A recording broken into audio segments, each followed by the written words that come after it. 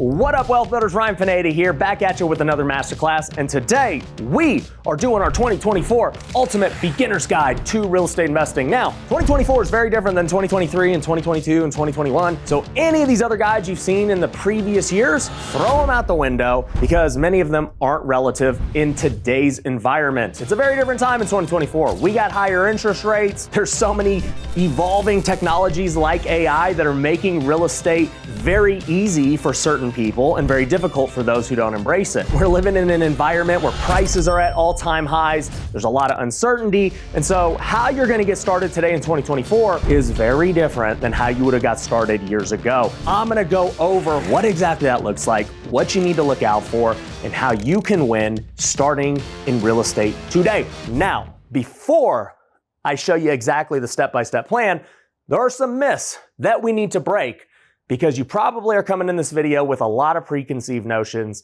that just really aren't true. And so I want to just knock those out of the park real quick and then show you how I plan to dominate this year and how you can too, okay? So myths, let's talk about them. Number one, there's only one way. There's only one way to succeed. That's just not true, guys. Look, I saw a meme the other day, it was on Instagram, and somebody wrote this little note and they said, oh, Grant Cardone says, don't buy any single family real estate. Ryan Pineda says wholesale real estate only or flip real estate only. This other guy says only do Airbnb. This other guy says only do multifamily, and then basically the conclusion was all these gurus are lying to you. You can't trust anyone, right? That was the conclusion. And I was like, well, that's not really true. You're kind of an idiot for making that statement out of it. But I do like the graphic because it is true. Everybody's pushing a certain agenda for essentially what they believe today and how they're making money today, right? The reality is there is no one way to succeed, all right? You could succeed in Airbnb. You could succeed in multifamily. You could succeed flipping. You could succeed just buying, a single family home, every year. There's lots of ways to succeed. The question that you have to ask yourself is, which situation am I in and which method is going to help me for my situation? And I'm going to dive deep into that. So you're going to know exactly in this video what situation you're in and how to play it. But just to give you a preview, right? If you're a W-2 person who's making no money and you want to quit your job, well, you need to make some active income. Okay. You're not going to make active income buying rental properties right now. You can't even afford them. You're broke, right? You're going to have to go and make active income through flipping or wholesaling. You don't have a choice, all right? That's how it's going to go down. But if you're somebody who's already making great active income in your W-2 job, well, you don't necessarily need to go start a flipping and wholesaling business. You can start to go to these other endeavors that are going to be better for you, okay? So there is no one way to win in real estate, and that is the beauty of real estate. I want you guys to know that. I'm a huge proponent of real estate because anyone can do it, no matter where you're at today in life, okay? So there is not one way to succeed. I'm gonna help you figure out which way is best for you, okay? Second myth I always see is that I'm gonna live off the cash flow. I wanna get the $10,000 a month cash flow, then I'm gonna go to the beach and retire, it's gonna be sick. That ain't even gonna happen, all right? You know how many people I know in real life, super successful real estate investors, millionaires, people who have done a lot of deals that actually live off their real estate cash flow?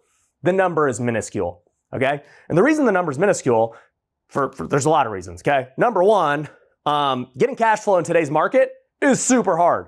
Prices are at all-time highs. Interest rates are high.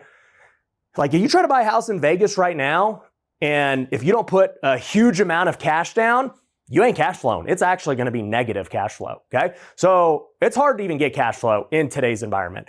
The second reason is, people don't talk about this, but the repairs and the ownership of real estate just ends up always eating up the cash flow, right? There's always some new repair. There's always some, tenant turnover and vacancy, et cetera. And so if you're planning to only live off cash flow, a couple of repairs wipe out your cash flow for the year potentially. So it's a risky thing to even think that. But the third one is you're just not even going to live a cool life trying to go get to $10,000 a month. $10,000 a month don't get you many places anymore, right? I mean, we got inflation.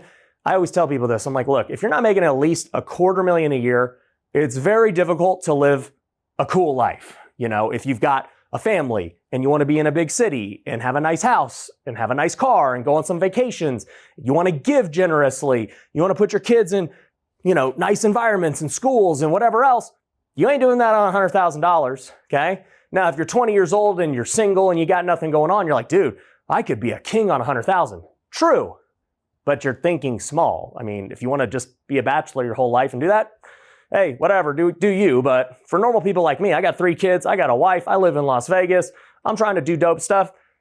250 don't even cover it for me, but 250 will cover it for most people. All right, so most people ain't gonna make $250,000 in cash flow. Like, you're gonna have to figure out how to make active income in a business, right? I don't even live off all my real estate cash flow, and we own over 600 units right now, okay?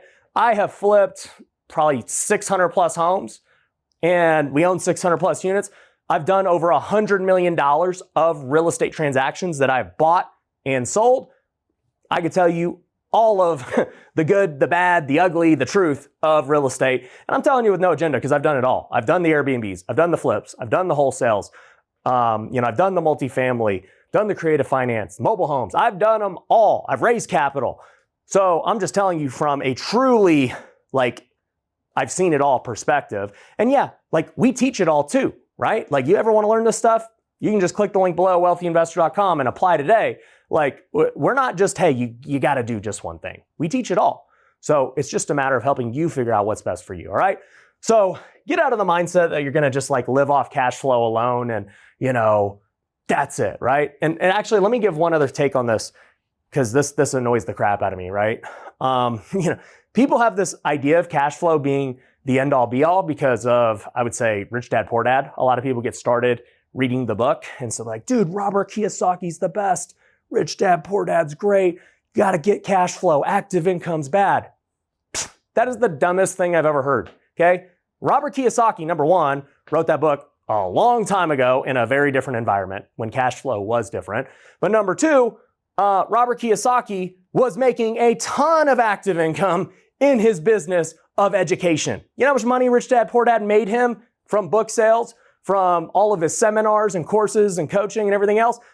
I would guess easily over $100 million of just pure profit from his active income. So yeah, when you're making active income and all these other things, you can just say, yeah, I need to go get cash flow and I need to buy all these assets so I can offset my income.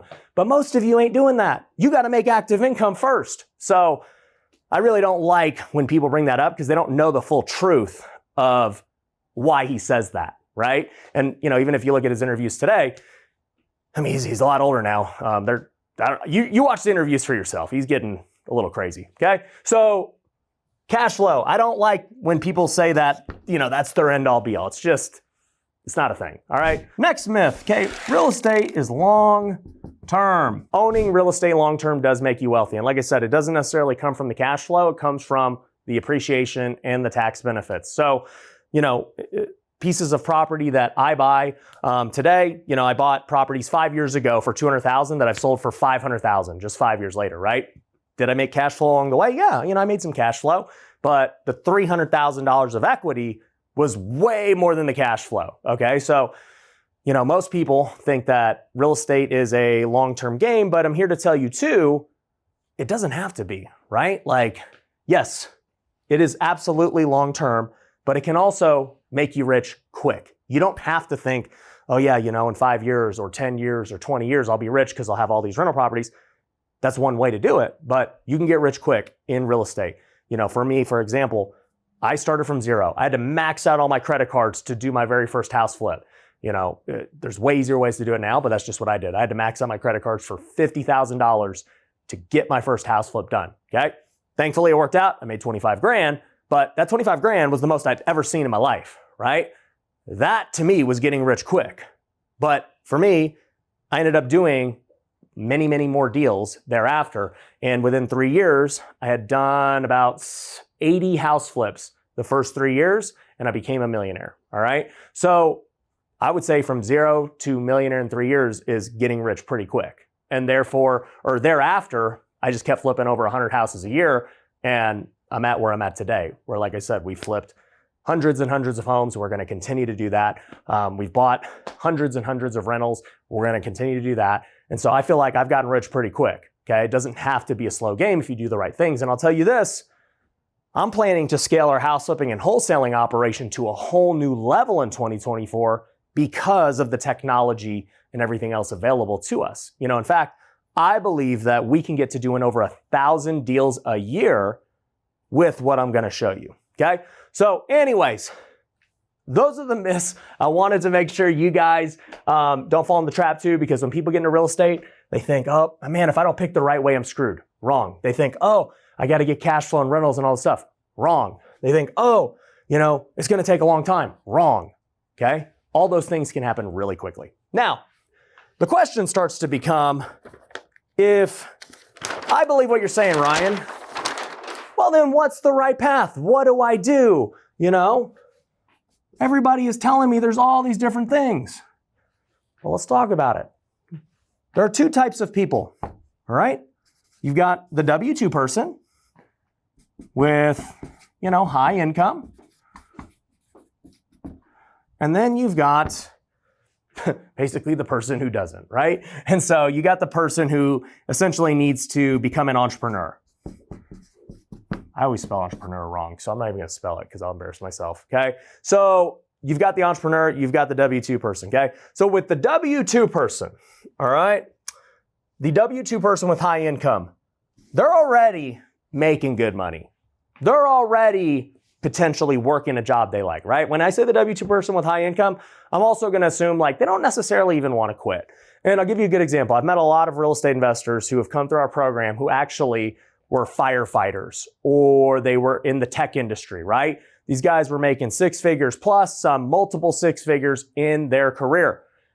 For them, they're like, look, Ryan, I'm not trying to go light the world on fire and go make $1 million a year flipping houses. I like my job. I like the security. I got a lot of benefits. I'm going to get retirement. I'm going to do all that stuff. And really, I just want to flip a few houses a year, make some extra money, or I want to just start buying rentals every year with the active income I am making. I said, great. Okay. I'm not saying everyone needs to go make $1 million a year flipping houses. Okay. So if that's your situation, perfect. All right. I'm going to tell you what you need to do here in a sec. But then there's the other type of person, right? The person who's basically not making that. And so they're looking for a new career, right? They want to become an entrepreneur. And so if you want to do that, okay, essentially you have only one option. You're basically becoming a house flipper / wholesaler. All right. Now I consider wholesaling and house flipping, essentially the same career path. It's just the difference of how you choose to exit the property, right? So let me first go over the W-2 high income people and what path you need to take. And then I'll explain how you figure out the path of house flipping and wholesaling and what wholesaling actually is for those of you who have no idea. Okay. So let's talk about this W-2 person. I'll just stay on the same page. All right. If you're already making good money, you like your career, you don't want to leave. How do you build wealth in real estate? Well, it's pretty simple. All right. Number one, you got to start buying rentals, or you invest in a fund. Those are the two paths. All right. So if you want to start making money on your own and start hunting for deals on your own and manage the properties and, get them cleaned up and find deals and all that stuff, you start buying rentals on your own. That's great. You can do that successfully. Like I said, we got students that do, but you got to put time into it, right? You got to learn a new thing. You got to learn a new industry. You're gonna have to start doing some kind of marketing and get good deals. I never recommend that people just buy properties at market value just for the sake of buying properties. I'm not a big fan of that. Look, everyone's got different theories. I'm not a big fan of just saying, hey, I'm going to go buy in a nice area and I'm going to just put 25% down, 20% down. That's just my strategy. That's lazy. Okay. I'd rather you not do that. I'd rather you just say, you know what? Look, I don't want to put the work into learning real estate. I would rather you just invest in a fund, to be honest, right? And look, I have a fund. It's called Pineda Capital. You can go to pinedacapital.com if you want to invest. My opinion is this. It's better to invest with somebody like me or whoever else. Okay. You don't have to invest with me, but it's better to invest with a real estate investor who literally does this every single day for a living. Okay. Because guess what? If you invest with me, you're going to get into a way better deal than you yourself would have found, right? Because you don't want to put in the work. which is fine. Trust me, it's fine. Or, so not only are you going to get a better deal, but you're not going to have to manage the deal, right? You don't have to get the contractors or any of that stuff. We do it all. You're not going to have to worry about collecting rents. You're not going to have to worry about when's the best time to sell it. Like when you invest into a fund, the fund manager, aka us, end up doing everything, and then you just get your return at the end of the day, right? And even in a fund, I just want to make this clear, you don't really make cash flow again each month. Like, yeah, there are properties that do, but like I said, today's interest rates and environment, cash flow is very small, all right?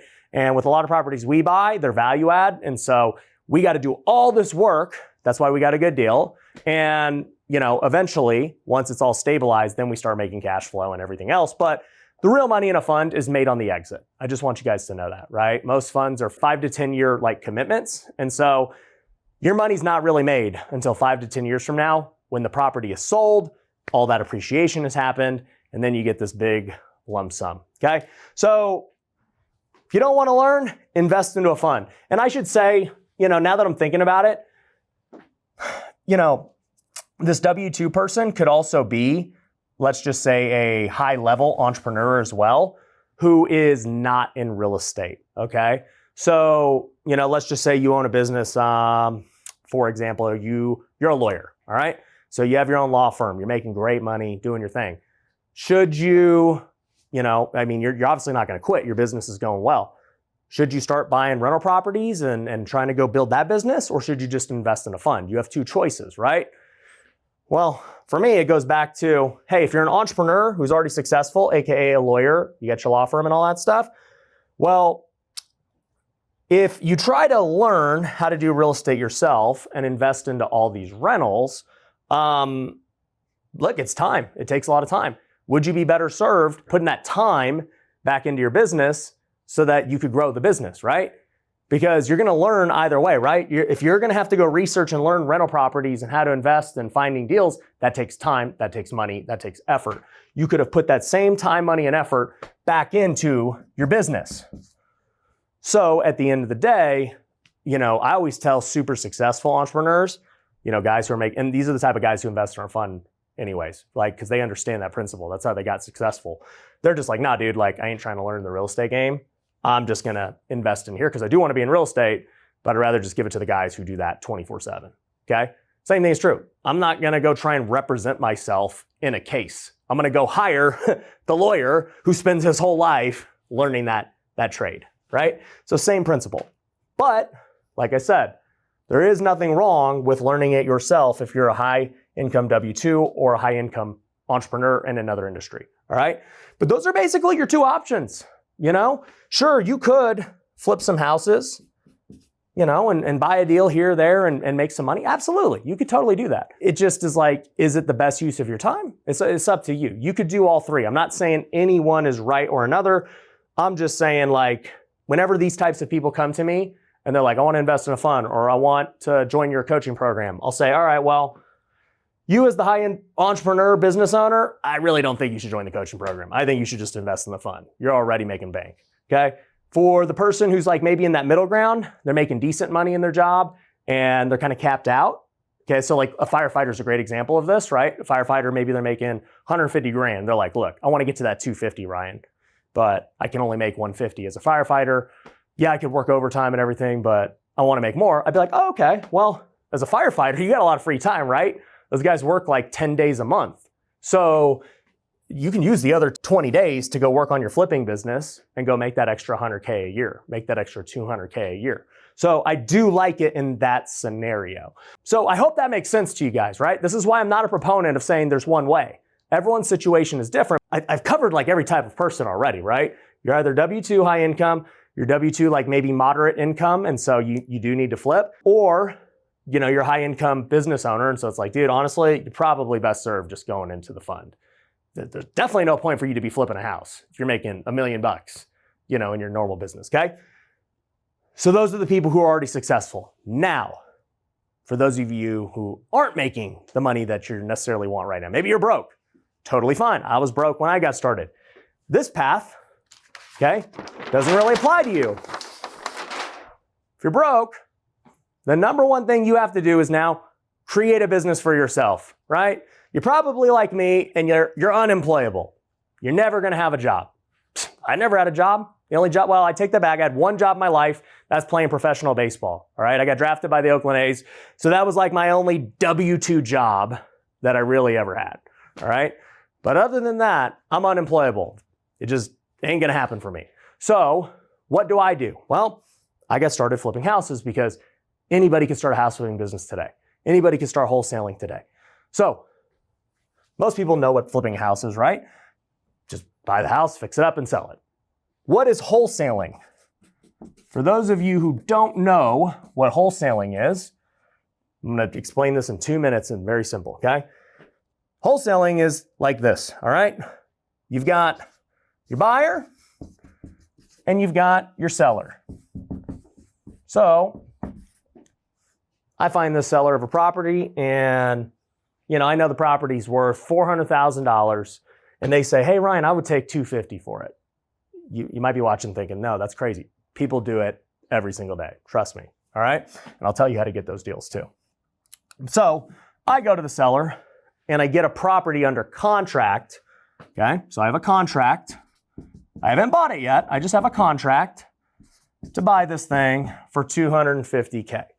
Now, if I was flipping the house, what would happen is I would just buy the property, go get it fixed up, and then sell it for $400,000. But with wholesaling, what happens is, well, I have the rights to this contract now. And so what's really going to now happen is I am going to sell this contract. Okay. So we have a contract between us and I'm going to now sell my rights to the contract to what I would call an end buyer.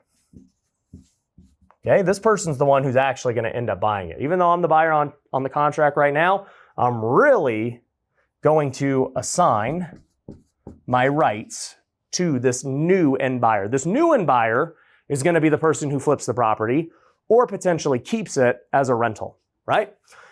Now, how much can I assign the property for? Well, it just depends what they're willing to pay. I mean, I want to maximize how much I can get out of them, really. I mean, that's my goal. So I want to find a buyer who's willing to pay the most for this property. Who's willing to pay the most for a property? Well, there's really 3 tiers of people with, now I'm getting more in depth. So hopefully you guys appreciate, let me know if you appreciate the details in the comments because I'm kind of going a little just off script because I want to teach you guys. But like if I was to look at the levels of buyers, right? The person who's going to pay the most is the retail buyer, right? Think about it. That's the person who pays $400,000 for the home, right? They're paying market value, retail, all right? The second highest paying buyer will be the landlord.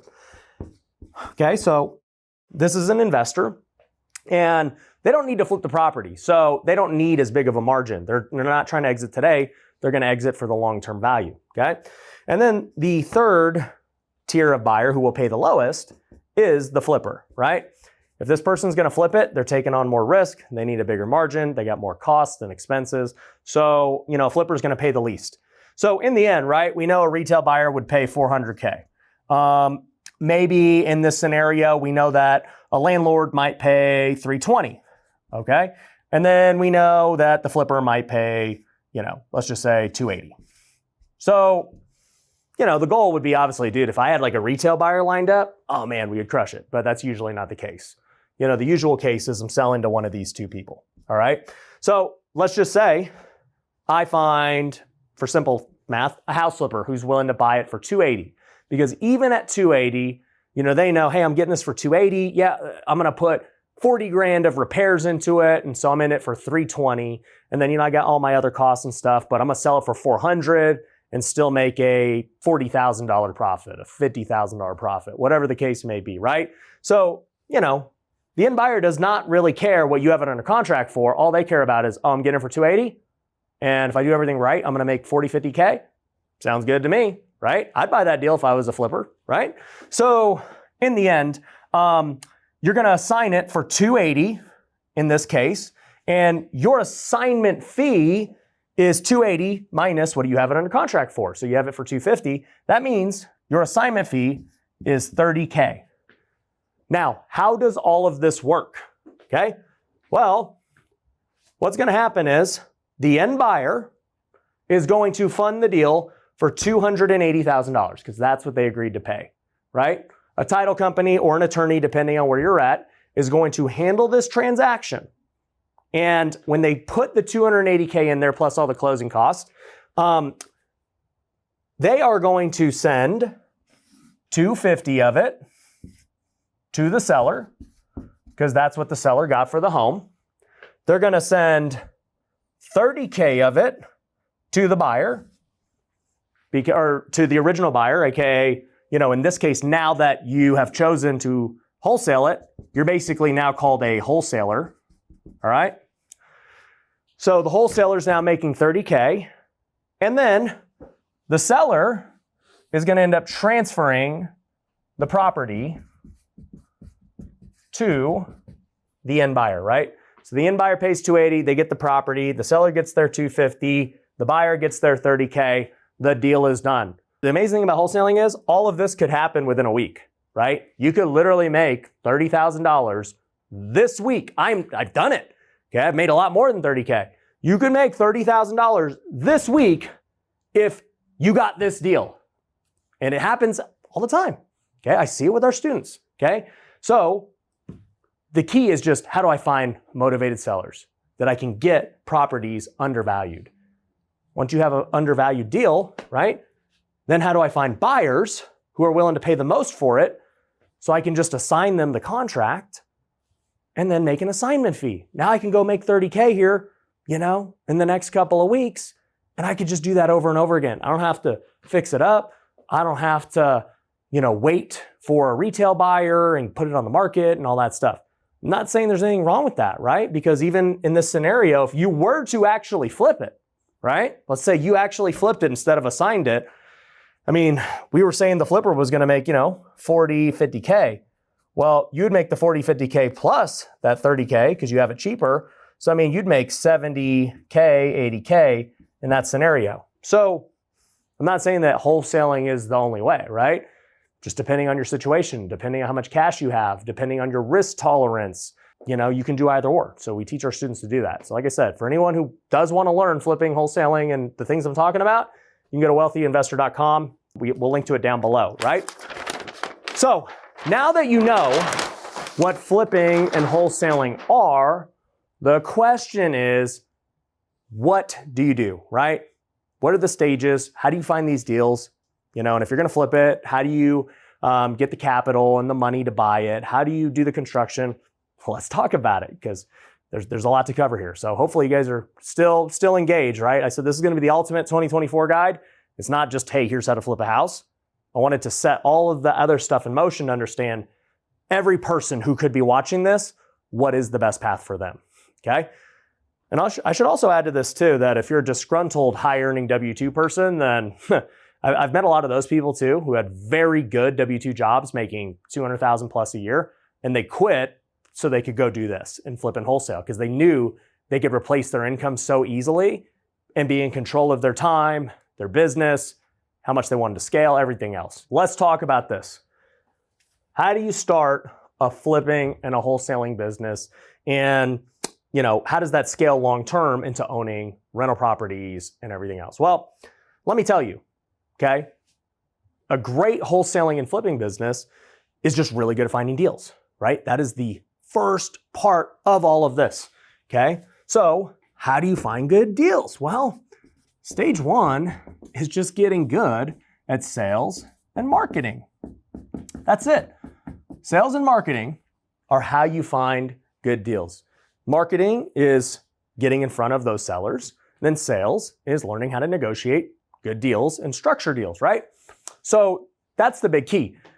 Once you get good at finding deals, yeah, you can flip them, you can wholesale them, or you can choose to keep them as rentals down the road.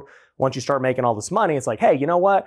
I'm gonna start keeping 1 out of 3 deals, 1 out of 5 deals, whatever it is for you. Or I'm gonna cherry pick and just keep all the deals in this particular area because I love, this zip code or this, community, whatever, right? You could create your own rental property strategy, but with what I'm teaching you on flipping and wholesaling, it's not just flipping and wholesaling. It's really about finding great deals. To give you an example of this, for those of you who've been following me for a while, I've posted YouTube videos about the mountain I bought, right? And I'll link to that YouTube down below. But essentially, I bought it back in 2020, at the end of 2020, for $620K. It was 2 acres in a prime location of Vegas. I mean, I got an amazing deal, right? And I knew I got a great deal. I thought at the time, I mean, I got it for 620. I was like, dude, this is easily worth 1.5, 2 million bucks, okay? Well, as we know, since 2020, the market went nuts, right? With all the stimulus money and everything else. And, 3 years later, I've got it now listed on the market for 5.5 million. So will it sell for 5.5 million? I don't know, right? But, that's on a per acre basis and all of the land going around there. I mean, it's definitely worth that. So at the end of the day, even if it doesn't sell for that and it sells, and I don't want to like shoot myself in the foot by saying I'd sell it for less, because then somebody might see this and just be like, oh, but you said you'll sell it for this. So I'm not going to say that. But hypothetically speaking, all right, even if it sold for 4 million, all right, that's still, over $3 million of profit. And it wasn't because like all of a sudden I was just this great land expert. I am not a land expert. I am a deals expert. I know how to find great deals and negotiate. And so I took all my skills from knowing how to find these houses and talk to sellers and then negotiate. And when I was like ready to go buy a piece of land to build my dream home, I just started using the same methods to find land. And then I negotiated, and now I have this piece of land. And you might be saying, well, Ryan, why are you selling the land? I thought it's your dream home. Well, this is what happens in real estate, guys. I ended up finding another deal. Like a year later, I found a house that, and this is on YouTube too, so I'll link to it down below. But I found a house that I paid 1.8 million for in a community I really love. Beautiful house, 6,000 square feet, 6-car garage, half acre, Vegas, new build, right? This guy ran out of money on the new build. And so, he sold it. And a wholesaler, got it under contract for 1.6 million. And he sold it to me for 1.8 million. So he made $200,000 on the assignment fee. And I was happy to pay it because I still knew at 1.8 million, dude, this thing was a deal, right? So anyways, I ended up buying it. We put about 1.2 million into it, okay? So I was all in at 3 mil. And then it appraised at 3.9 million. So I basically built almost $1 million of equity doing this one deal. Literally this one deal technically could make me a millionaire. All right. And I was able to use what, you guys have probably heard of it, the BRRRR strategy, right? Where you buy, renovate, rent. Well, in this case, I didn't rent. I lived in it. Refinance and repeat. I was able to literally refinance at $3 million and have zero money into the deal. So I basically got my dream home, custom to what I wanted, brand new build, neighborhood, everything for no money out of pocket, okay? Now my mortgage payment's significant, so I said the cash flow don't cover it. I gotta go make some active income to pay my mortgage. But nonetheless, once again, it's just getting good at finding deals. It's having great sales and marketing systems that allowed me to do that because I wasn't even looking for that deal. I was good with my land. I was gonna build. But this deal came to me as just a normal house flip. And all the methods we have, it just came in and was like, well, if we buy it for 1.8, I wouldn't have put 1.2 million into it, right? If I was flipping it, it would have been way less. Maybe I would have put 700 into it and, we're in it for 2.5 and maybe I sell it for, 3.5 or 3.3, whatever, right? It would have been still a great profit as a flip. But because I wanted to live there, my wife really went above and beyond, okay? But nonetheless, I want to share that with you because I want you to understand if you get really good at this, it impacts everything else you want to do. Your personal residence, your rental portfolio, everything. So this is step 1 that we always teach our students, sales and marketing. All right, so with sales and marketing, first thing you got to figure out is, where am I, where, who, motivation. Basically, where are the sellers? Who are they? What's their motivation? How do I know who is the right seller to talk to? Who is the right seller to try and get in front of, right? So you first have to identify, that seller. okay? Once you identify the seller, you then need to figure out how we're going to talk to them, okay? If I know that, like, let's just say this house down the street, is motivated, it could be a potentially great deal, I now have to say, how am I going to go talk to them, right? And there's lots of ways to go talk to a seller. You could literally just go door knock them, right? That's the old school approach. You could send them mail, right? Direct mailer was always a huge one back in the day. You could cold call, okay? You could text them, right? There's a lot of ways to, reach these sellers, okay? Once you identify them. But then there are other ways where you have sellers come to you. This is what we would call inbound marketing, all right? So in inbound marketing, you could do things like PPC. PPC stands for pay-per-click. So anytime somebody wants to sell their house, like for us in Las Vegas, we run PPC, right? So they could say, buy my house cash offer for my home, whatever, right? My company home run offer should pop up on certain keywords, and then, they can go submit their house for an offer. So now that tells me, hey, the seller, they want to sell their home. They're motivated. Now, I don't know if they're going to sell it for a discount or not, but they do want to sell their home, which is a very good sign of motivation, right? So you could do PPC. Another thing we do is TV. I run TV commercials all the time. So, I don't know who's going to call me. I'll run a TV commercial on Maury or CNN or Jerry Springer, where everybody's watching just trash TV, because guess what? People who are watching trash TV probably are motivated to sell their home. I'm just keeping it real with you guys. That's the truth of the matter. We also run ads on people will tell me, they're like, dude, I saw your ad. And whenever they tell me that, they're like, hey, I saw your TV ad. I'll be like, hey, what were you watching, dude? I got to know, were you watching Maury or what? I'm like, no, dude, I saw it, on the game last night. And so I'll be like, all right, maybe you did. But we'll sometimes be on like Monday Night Football and stuff like that. But anyways, anybody who comes in directly to you asking for an offer, yeah, you don't really know much about them yet, but you do know that they want to sell, all right? So, on the marketing side of things, you got to be able to identify who you want to reach and then how you want to reach them, all right? So the question is, well, then who do I want to reach? How do I find them? Blah, blah, blah, right? We have a software for our students called Wealthy Deals, all right? We actually give it to them in all of our coaching programs. And the reason we give it to them is because it's such a necessary tool, right? And this is why I say 2024 is very different than all the other years, because things like Wealthy Deals are available, which weren't available 5-10 years ago, right? With Wealthy Deals, and this is like not a pitch for it, I'm just telling you what it is, okay? You're able to look up all these, like literally every house across the nation.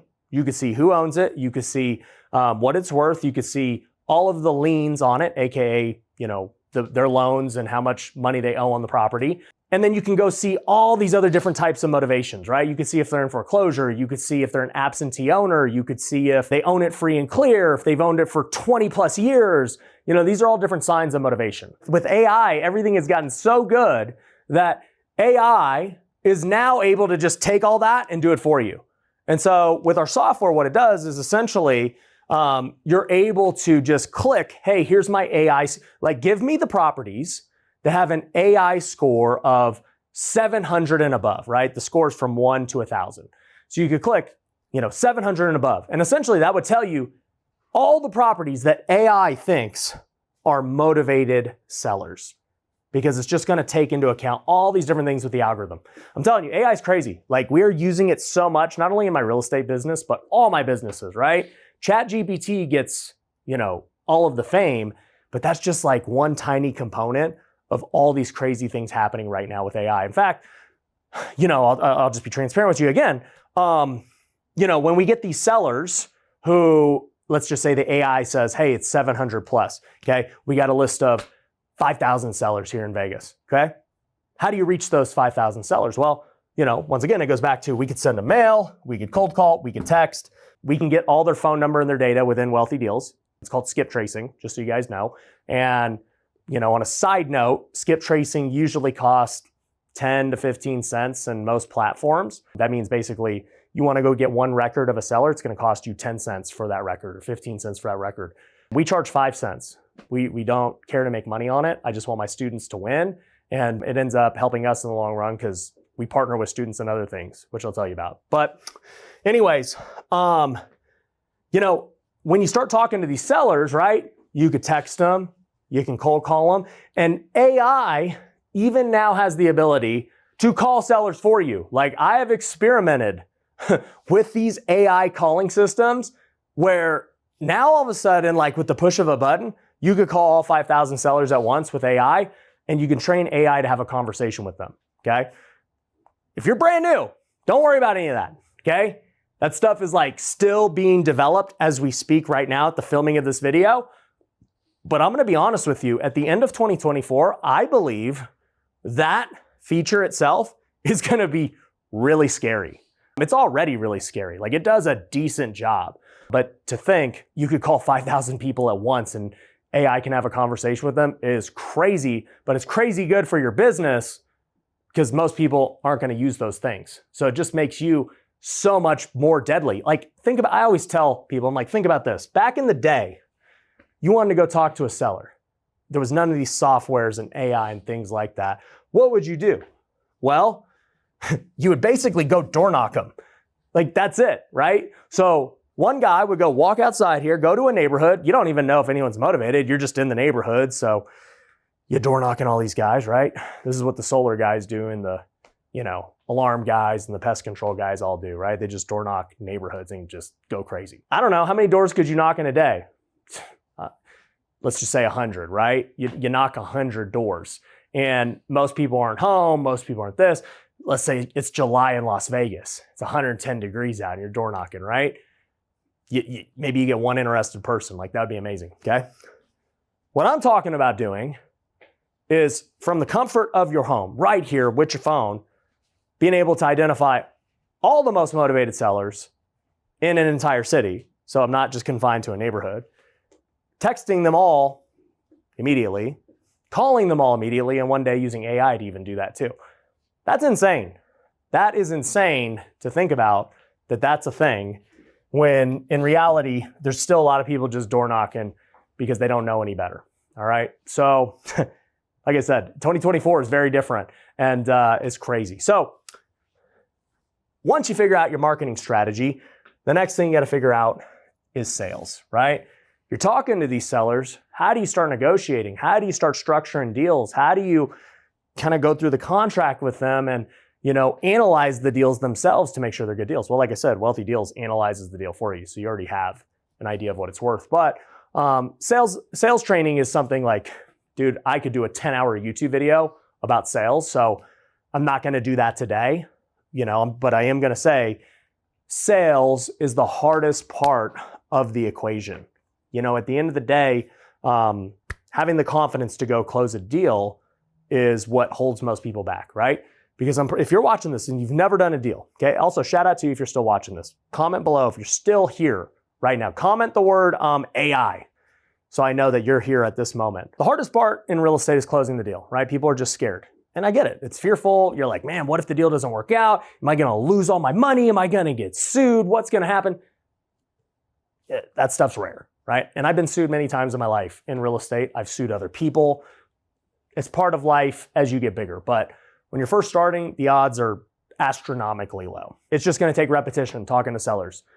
One thing we like to have our students do is cold call a lot because, number one, it's cheap.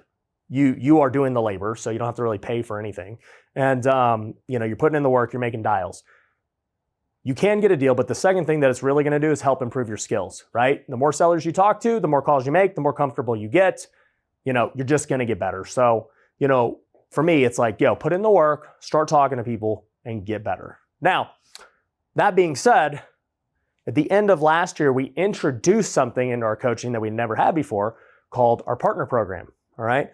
And our partner program was built to solve this issue of closing the deal, right? Because so many people, no matter how many sellers they were talking to, they just couldn't do the deal, right? They needed somebody else to go close it for them. And it's hard to find somebody who's got experience to go close deals. Well, why not go utilize my team? We've closed hundreds of deals, right? And so that's what I did. I said, you know what? We're going to create this program where we're going to help people identify sellers. We're going to give them all the tools like the softwares.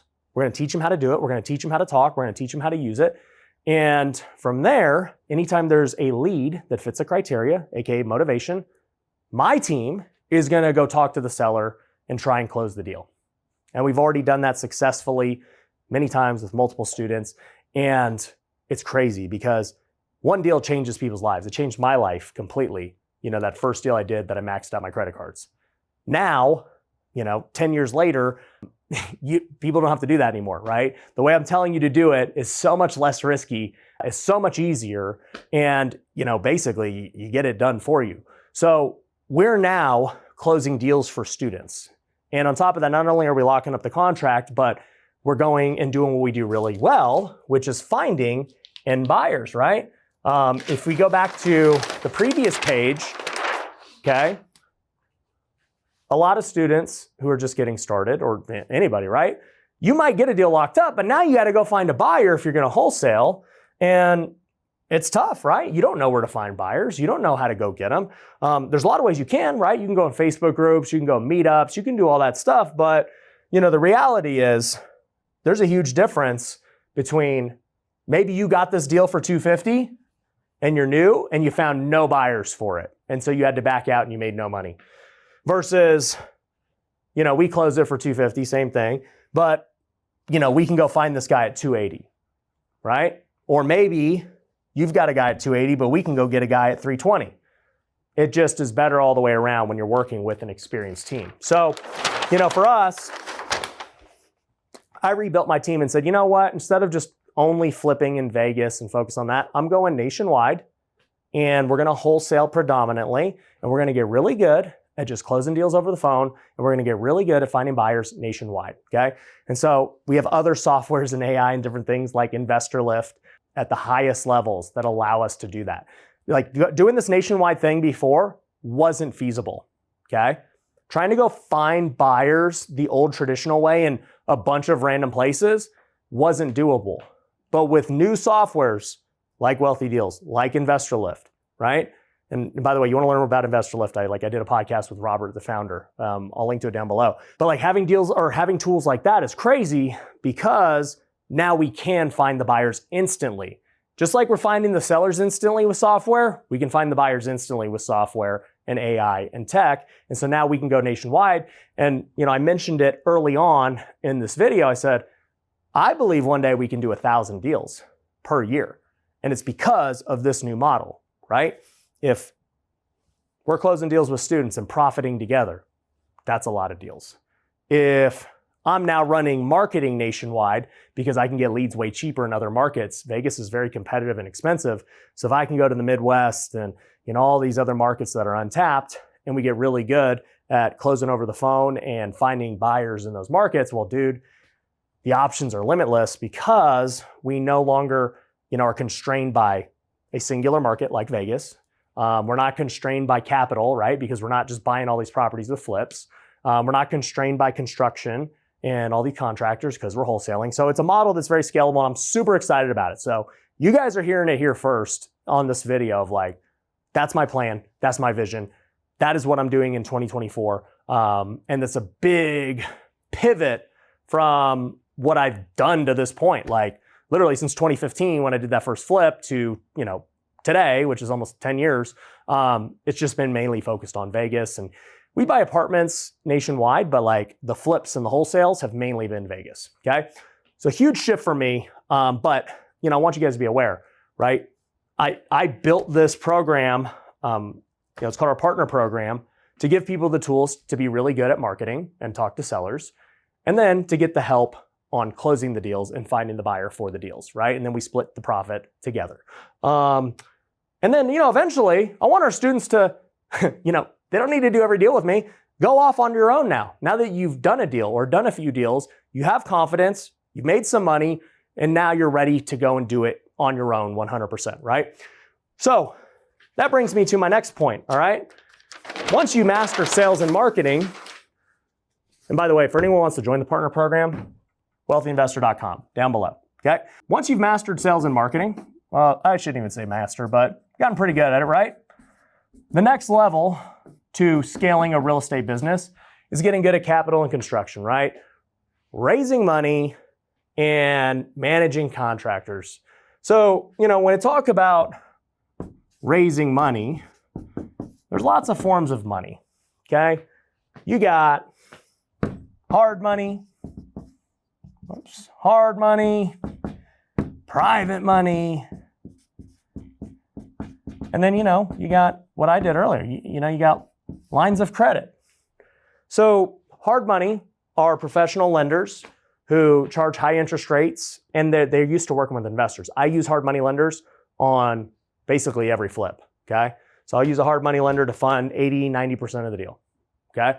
And I might have to pay them 10%, which is all good because I know the deal is gonna make me a lot of money even while paying 10%, all right? Private lenders, private money, would be like friends, family, people that you know, okay? So what I do, I call it hybrid funding, okay? I'll go get a hard money loan for like 80, 90%. Then I'll go get a private loan for the remaining 10, 20%. And that way I'm now $0 into the deal. And there's a lot of private money lenders, like once again, $400,000 house. That's like near the median home in America. It's like, all right, well, if the hard money lender is going to give me 350 grand, that means I need, a private lender to give me 50 grand. Plus, you're going to want to get extra for interest payments and closing costs, et cetera. But, to keep math simple, let's just say you need a private lender for, 70 grand. There's a lot of people with 70 grand, believe it or not, right? Or you can be like me and use lines of credit and max out credit cards and other things. If you got a home with a lot of equity, you can draw against it with a HELOC, okay? Some of you guys are like, dude, no, I would never draw against my personal home. Well, you're probably a Dave Ramsey fan, and I don't even know how you made it this far in the video, okay, if that's you, okay? But nonetheless, I love Dave, love what he does as a Christian, love what he does, helping a certain set of people. And I want to make this clear, now that I'm on the topic, I used to be a big Dave Ramsey hater. And I'm like, this guy's an idiot, like debt and leverage and real estate, it's the best. How are you going to go buy houses that way, right? Reality is, his method works for certain people, okay? Both of our methods are right for the right person, and both of our methods are wrong for the wrong person, right? If you're an entrepreneur who wants to grow a business and take risk and everything, never listen to Dave Ramsey, okay? Do not listen to him. Your business will fail, all right? There's just no way to really grow a business without taking on debt and risk, all right? That's just how it goes. If you're somebody who's W-2 and you have no discipline, okay, and no self-control, and you just spend, then yeah, you should listen to Dave Ramsey and cut up your credit cards and don't even allow yourself to be tempted, okay? My parents, just so you know, my parents should listen to Dave Ramsey, okay? Because they can't control themselves. And thankfully, I got rich, and so I was able to cover up their mistakes, and now, I was able to buy them a home and cars, and they don't have any bills. So they're good. But if I didn't, man, our lives would have been way easier if they would have listened to Dave Ramsey, because they went bankrupt. We lost my childhood home I grew up in. We got foreclosed on. They lost their businesses. They lost everything, just like Dave. So, in the end, I'm not a Dave Ramsey hater. Like I said, I really respect what he's doing for the kingdom. But, that's a certain type of person who needs him. And then a certain type of person needs what I'm telling you today. So we're raising money, all right? Because we're going to go try and buy some real estate. You're going to have to do this if you want to flip, and you're also going to have to do this if you want to buy rentals, right? Because you can't just wholesale and build a portfolio. Wholesaling is great to make you the quick cash and the active income and everything else, but at some point, if you do want to build the long-term wealth and you do want to start buying rental assets so you can avoid paying taxes, which is a whole nother thing we'll talk about later, then you got to actually buy the real estate. And so raising capital through these ways is how you're going to do it, okay? Now, where do you find these guys? I don't want this video to be 5 hours. So, where do you find these guys? Hard money lenders are easy. Literally just Google right now, hard money lenders. A bunch of them are going to pop up, all right? Private money, like I said, this is friends and family. And so they're going to be the ones who, are able to fund that. Now, you got to make sure you structure these deals right. I don't have enough time to go over it today, but we teach our students how to do this the safe way and how to make sure that lenders and everyone are protected, okay? And then lines of credit, you can apply for lines of credit and everything else. So the next thing that you got to learn in this stage is construction, right? So with construction, you got to learn how to budget, your renovation cost. You got to learn how to keep these guys on timelines, because let me tell you, if you don't know what you're doing, a contractor is going to take advantage of you. The budget is going to go up. They ain't going to hit your timeline, and 1 month is going to turn into 5 months. So you got to make sure you're doing the right things. And then, once again, even knowing the right process, you got to get really good at recruiting. You got to find more and more contractors. Never rely on just one person, okay? We always want to be looking for more and more contractors, because that's going to help keep prices down. It's going to help keep your timelines down. It's going to hold them accountable. It's going to help them realize, hey, I got competition. I can't be, just doing whatever I want. So, this is the next stage of building a real estate business, right? You get good at deals. You get good at negotiating. Start wholesaling a little bit. We close some deals together. Well, then the next stage is, all right, cool. I'm on my own. I got to start raising money to buy these deals. I got to start handling construction, because guess what? You want to build a rental portfolio or flip, you must do this on both, okay? So if you're going to flip, you first find the deal, then you got to raise money to buy the deal, then you got to manage construction to get the deal on the market. If you want a rental property, the same thing is true. You got to actually go buy it. Then you got to go fix it up and get a tenant in there. So this is always going to be the second stage for a real estate investor. Third stage, okay? Once you've gotten that down, this is when you're starting to run a real business, okay? Stage 3 is scale and automate. So this is the stage I'm in, okay? Just to give context, the last 3 years, I've been, making social media content, building a bunch of other businesses, like an education business, 8-figure business, okay?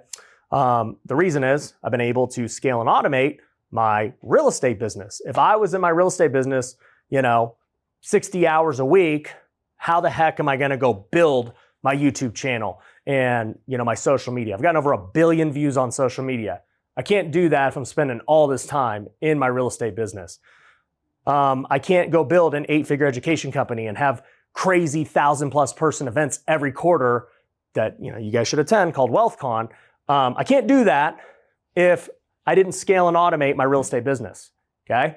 So, in the end, this is where, people start actually building a business, because the whole point of a business is to have something like an asset that makes you money, right? If you are the person who has to just do everything, you don't have a business, you just have a job, okay?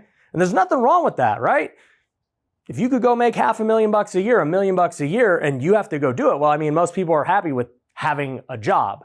But my counter to that, this is way down the road, right? So if you're just getting started, I want to help you see the big picture. The counter to that is, if you're that talented to go make $500,000, $1 million on your own as a job, you should be talented enough to learn how to hire people and build a real business, right? So how do you scale and automate? Well, this is where you got to start doing the organizational things, right? This is where you got to start building out org charts. You got to start building out the boring stuff like SOPs. You have no idea what that is. Standard operating procedures, all these boring documents. You got to learn how to process map, each step of the way. If you see our process maps, they're crazy, because, we got over 100 employees now. Every time we hire somebody, they have an SOP, a process map. It's plug and play. It's hey, this is how we do things. This is how you get set up. This is how you get your software. This is how you get, your training and, all that stuff, right? You're going to have to start building culture. Culture is huge. You're going to have to start learning, how to create core values and, all the meetings and things to hold people accountable. You're going to have to learn how to keep your KPIs, key performance indicators, right? Your marketing budgets and, that's even another one, right? Learning how to budget properly. Even your hiring process, this is where it gets really crazy of, man, what is the hiring process? Do we use any kind of personality tests? Do we use, how do we interview people? How do we find, good talent? All of those things come into play during the scale and automate stage, where you can truly start to put the right people in the right seats and either really light the business on fire and go from, a few deals a year to a few deals a month, or even 100 deals a year, This is how it happens. And the best part is what I see for most experienced investors, which, if you're an experienced investor and you've made it to this point, I mean, shout out to you for watching the beginner video and making it here, because you finally got rewarded. But what I see from most experienced investors, it's not about making money anymore for them, right? They're already making good money. It's about getting time back, right? And time freedom is the most important aspect. Like for me anyways, I really don't care if I make an extra $1 million. If I have to go work 80 hours a week to go do it, I don't want to do it. Like I'm good the way I am. So time freedom is the most important thing for most people who are having success at this level. And so learning how to do these things so you can step out of the business and it can still operate and run without you. That's the key, all right? And that's how I run all my businesses, just so you know. Like, even what I showed you, scaling a normal business has a very similar flow, right? You got to get good at sales and marketing. Capital and construction's a little bit different for a normal business, but these things apply for sure, okay? So you're brand new, it's 2024, you're like, Ryan, dude, that was amazing. That was great. If it was, make sure you subscribe, okay? Show me some love. Subscribe because I'll make more videos like this if you guys like them. But number two, it's really just, at the end of the day, you could try and do this yourself or my team can help you. We would love to partner with you on deals. Like I was saying, if you're just getting started, you can just, like I said, click the link down below, go to wealthyinvestor.com. We would love to partner with you on your first, however many deals and, help you build that business together. And then no matter what stage you're at, we can help you. Whether you're just getting started, whether you're in that capital and construction phase, or whether you're, now going to scale and automate, we can help you through the journey, get there, okay? And, last thing I'll say is, look, if you're W-2, if you're an entrepreneur, whatever, like, there's a method for you, okay? If you need to make more active income this year, you're gonna flip or wholesale. There's just no other way around it, okay? If you're making good money in your career, your business, all good. Buy some rentals, invest in a fund. They both work, There's a lot of advantages to being a real estate investor. And, I didn't even talk about the taxes, right? If you get professional, real estate professional status, your tax bill can go down to zero. That's how you always hear these guys say, hey, I didn't pay anything in taxes. Well, it's not that they didn't make any money. Clearly they made money. They didn't pay taxes because they're a real estate professional and they bought enough real estate, aka rentals, to offset their income. And that's done through something called depreciation, which I'm not going to talk about in this video because it's a lot. And most of you guys don't need to worry about that because you're just getting started. But hopefully you enjoyed it. If you like this video, subscribe, like I said. And hopefully I'll see you at one of the events and in one of the programs. All right. Peace. I just did a 50-day challenge live on YouTube. I closed 125 contracts in 50 days. We don't manufacture deals, we find deals. And if you're sitting there and you're trying to manufacture that deal, then it's probably going to be a mistake. The hard part becomes dispo. How the heck